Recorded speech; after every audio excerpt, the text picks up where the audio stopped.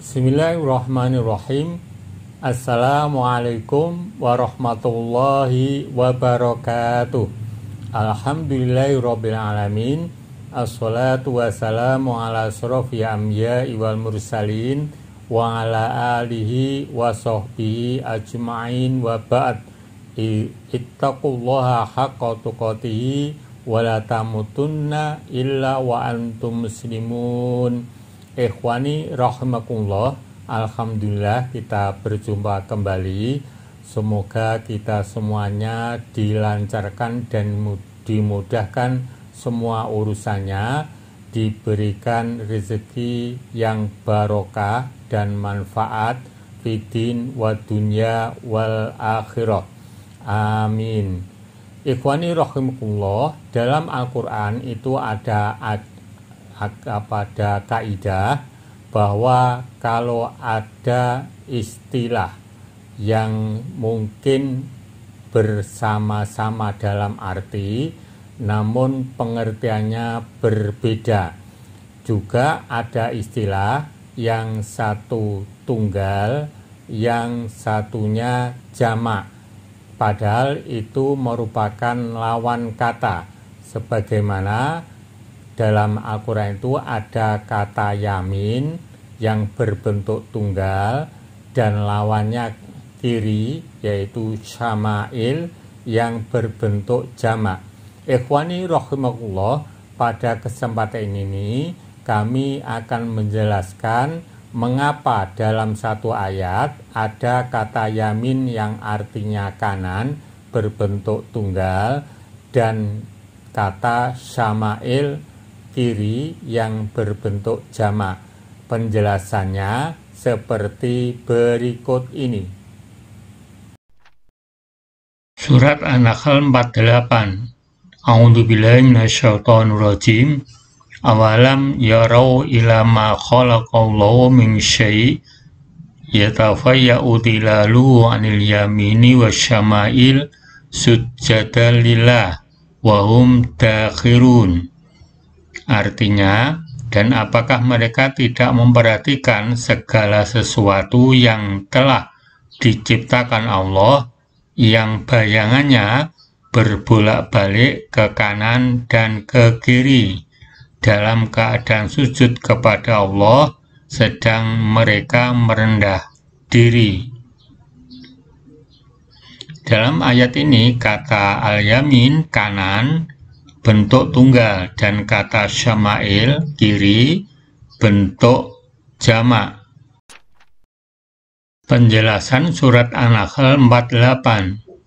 Allah berfirman, dan apakah mereka tidak memperhatikan, yaitu orang-orang yang dilanda keraguan tentang keesaan Rabb mereka dan keagungan serta kesempurnaannya kepada seluruh makhluknya, yakni kepada seluruh makhluk ciptaannya, dan bagaimana bayangannya berbolak-balik ke kanan dan ke kiri dalam keadaan sujud kepada Allah. Maksudnya, semua bersujud kepada Rabb-nya, tunduk kepada keagungan dan kebesarannya, sedang mereka berendah diri.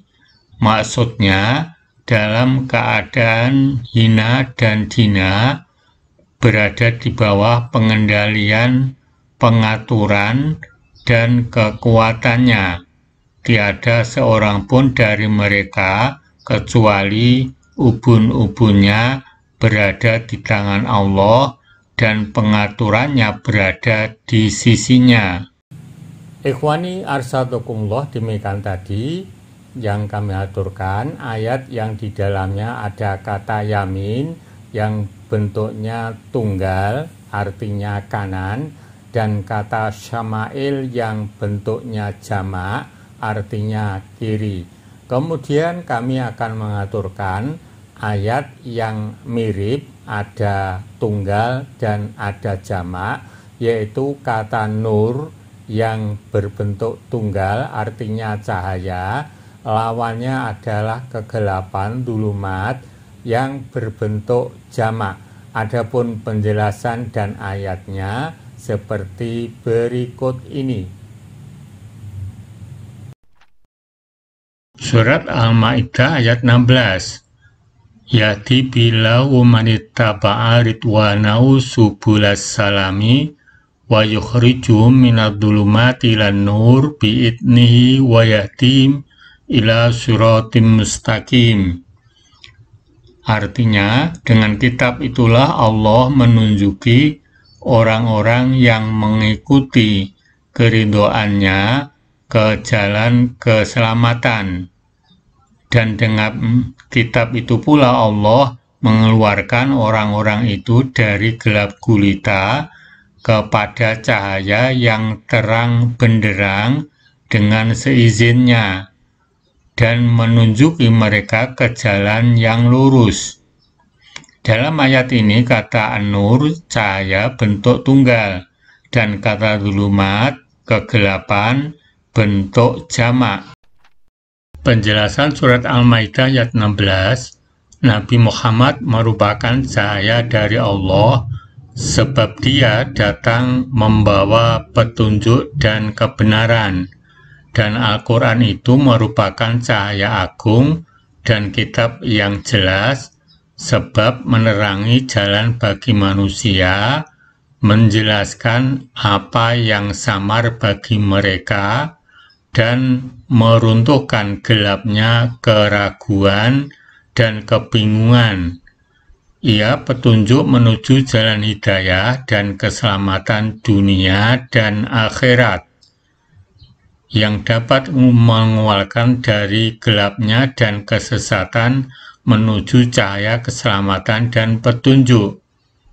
Dalam ayat ini kata cahaya An-Nur menggunakan bentuk tunggal, mufrad, sedang kata kegelapan menggunakan bentuk jamak, ad-dhulumat. Penjelasan kata al-yamin, kanan, tunggal, dan asyama'il kiri, jamak. 1. Kata al-yamin itu bentuk tunggal, mufrad, menunjukkan bahwa kebenaran dalam beribadah itu sumbernya hanya satu, yaitu dari Allah. Sedangkan kata asyama'il itu jamak menunjukkan kesesatan itu sumbernya banyak. 2. Demikian kata An-Nur, cahaya. Dalam surat Al-Maidah 16, cahaya kebenaran itu hanya dari Allah. Sedangkan kata Dzulumat, kegelapan atau kesesatan, itu sumbernya banyak sekali, maka menggunakan kata bentuk jamak. Ikhwani arsyadakumullah, demikian tadi yang bisa kami aturkan tentang ayat yang di dalamnya ada kata nur berbentuk tunggal dan ada kata dzulumat yang berbentuk jamak serta tafsir atau penjelasannya. Untuk selanjutnya kami akan mengaturkan tentang ayat yang menjelaskan bahwa dalam menjalankan ajaran Islam itu harus ada ilmunya, dan ayat yang menjelaskan tentang mensyukuri 3 nikmat. Adapun penjelasannya seperti berikut ini. Dalam mengamalkan Islam harus berdasarkan ilmu. Wala taqfu ma laysa laka bi ilm, inna sam'a wal basara wal fu'ada kullu ulaika kana anhu mas'ula. Dan janganlah kamu mengikuti apa yang kamu tidak mempunyai pengetahuan tentangnya. Sesungguhnya pendengaran, penglihatan, dan hati semuanya itu akan diminta pertanggungan jawabnya.